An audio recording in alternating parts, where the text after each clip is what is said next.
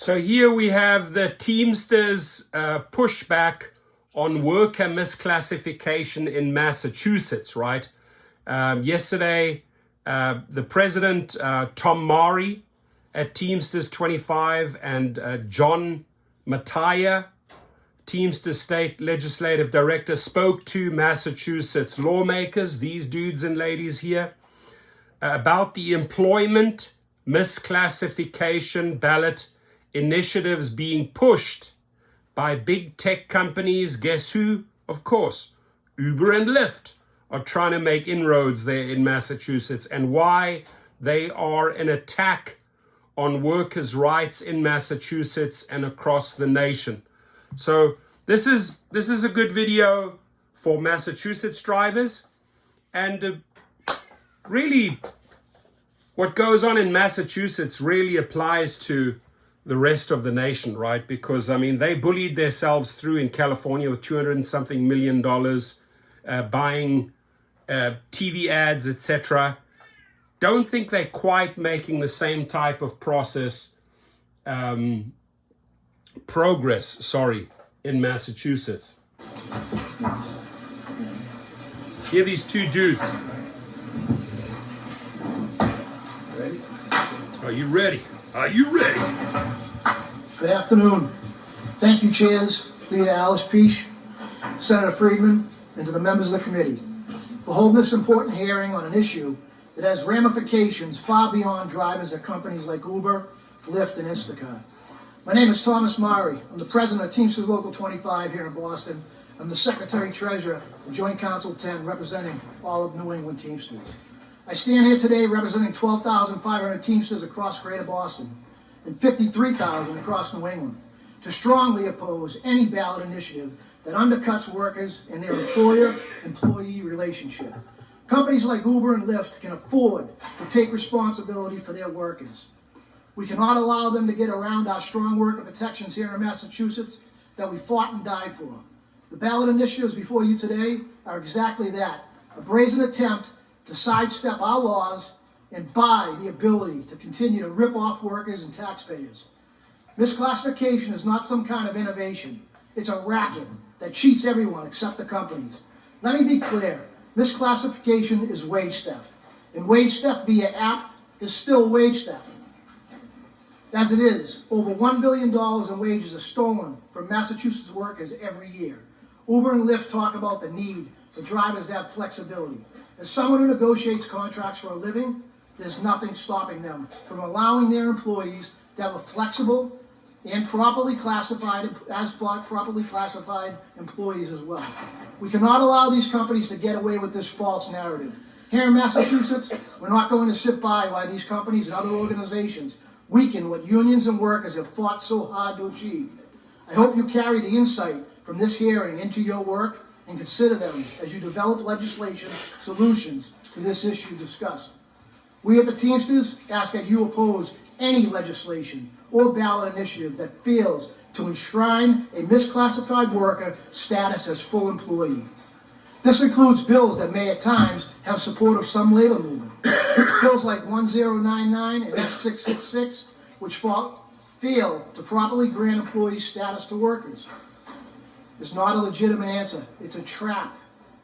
We hope to work with the sponsors and stakeholders of the bill to come up with alternative legislation that all labor unions, community organizations, and advocates can get behind. The bill that respects workers and grants them the right and benefits they should already be receiving under Mass General Law.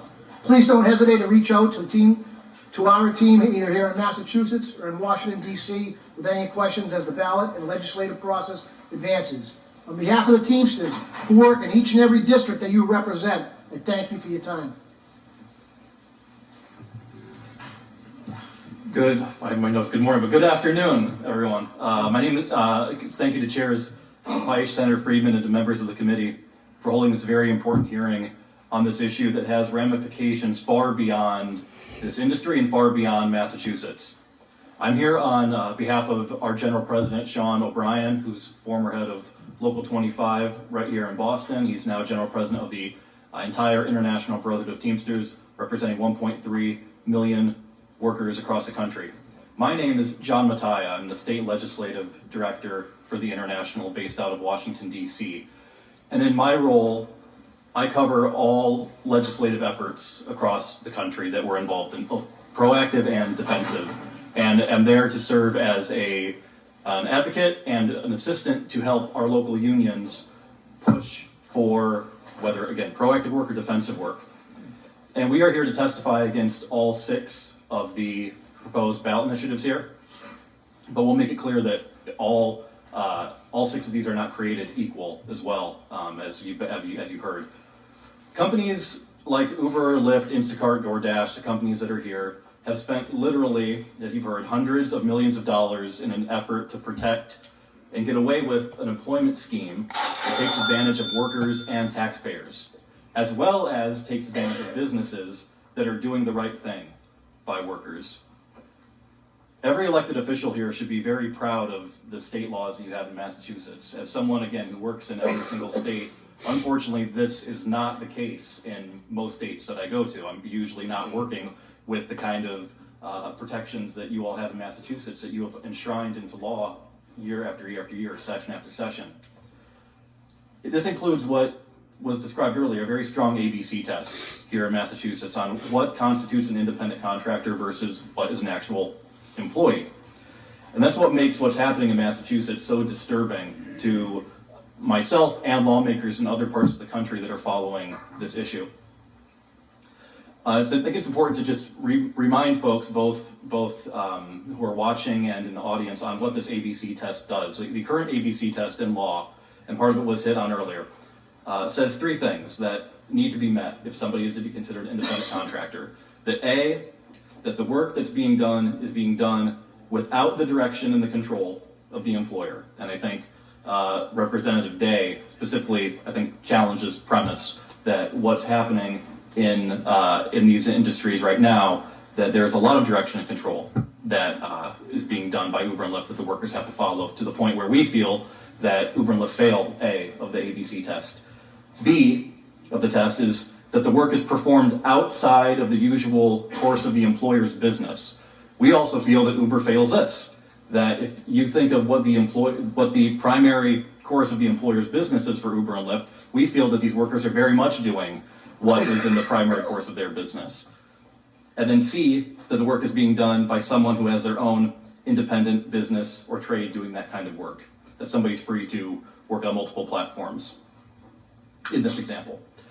The federal government, as has been mentioned, is also weighing in on this debate with the new Department of Labor rule by the Biden administration that began under former Mayor Marty Walsh's tenure at the DOL on independent contractor classification.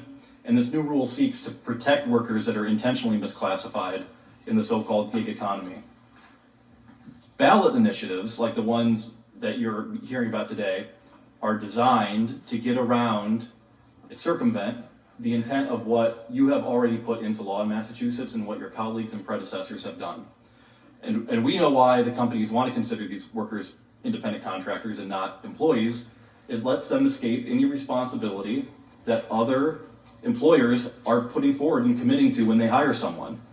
Things like Social Security, Medicare, unemployment insurance, workers' compensation, as well as a whole broad suite of other labor protections that they would be normally afforded, including the right to form a fully fleshed out union that provides the full collection of collective bargaining rights, letting them bargain for better wages and working conditions. Companies misclassifying their workers, not just in this industry, because it is rampant elsewhere as well, cost states billions of dollars in lost revenue. You may remember that this really came to a head during the pandemic, when Uber and Lyft workers were given unemployment insurance benefits through an act of Congress, which was the right and humane thing to do. But at the end of the day, you can't get around the fact that we as taxpayers picked up that tab and subsidized Uber and Lyft, who never paid into that for their workers who are working so hard to make those companies money. However, we heard in the previous couple panels ago that many of these drivers, even the ones in the room here, are having health insurance through Medicaid, through other forms of government assistance. And again, the right and humane thing to do and very important programs to have in place. But again, we are subsidizing it. Our 1.3 million members that are working every day are subsidizing that. The court officer is subsidizing that. The person who's going to be cleaning up in here when we're done is subsidizing that. They're paying for these companies to be able to afford to go throw $200 million into a ballot initiative in California and to then come here and threaten, basically, that they will do that in Massachusetts as well.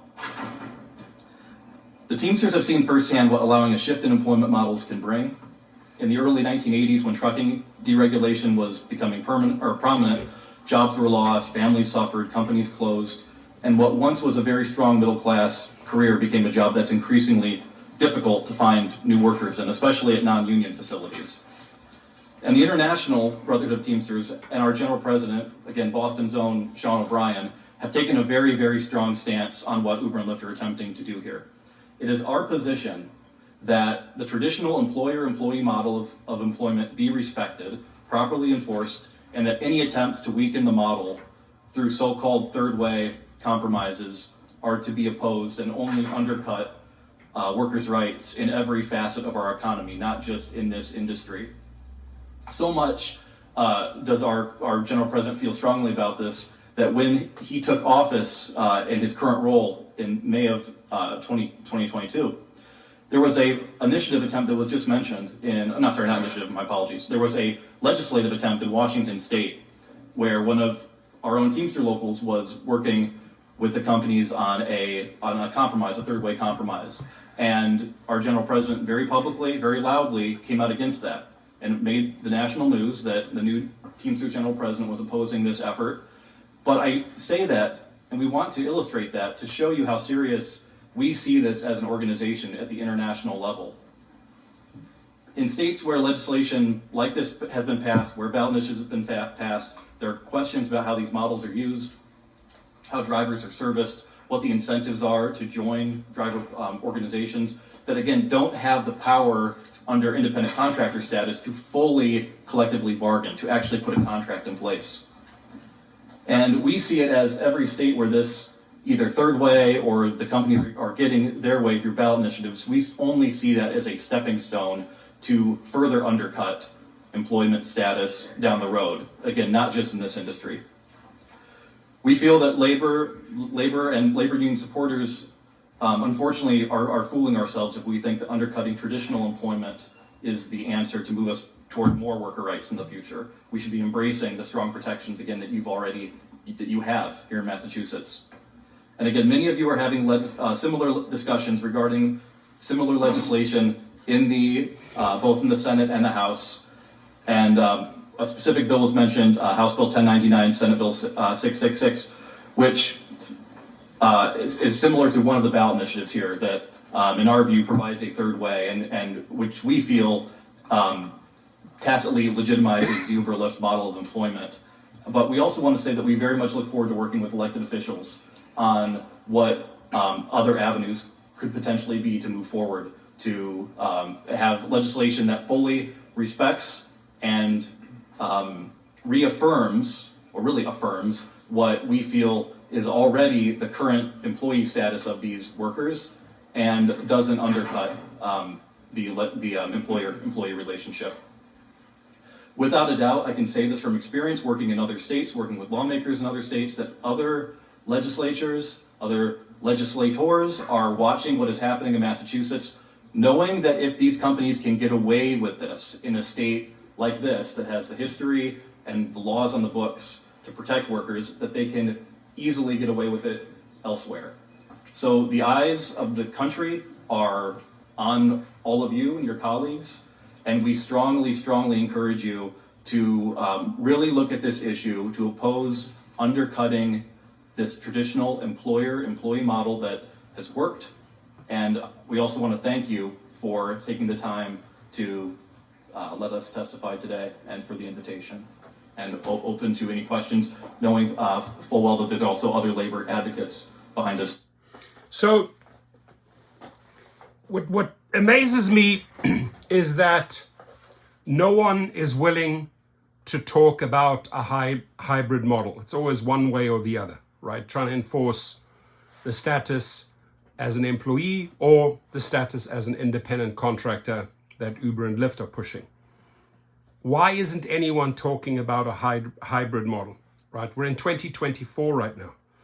If you want to classify these drivers as independent contractors, you have to truly treat them as independent contractors. Uber and Lyft are not treating you as a true independent contractor.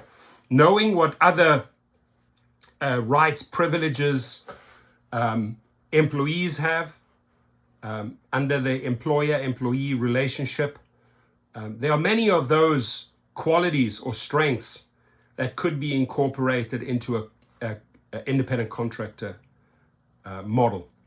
So I've always been a big advocate and proponent of the hybrid model, right? Where you literally take the best of both worlds and create an entirely new category. They got to deal with this because these gig companies are getting bigger and bigger and have more and more influence. I'd love to hear your feedback after these two gentlemen have spoken. Thank you.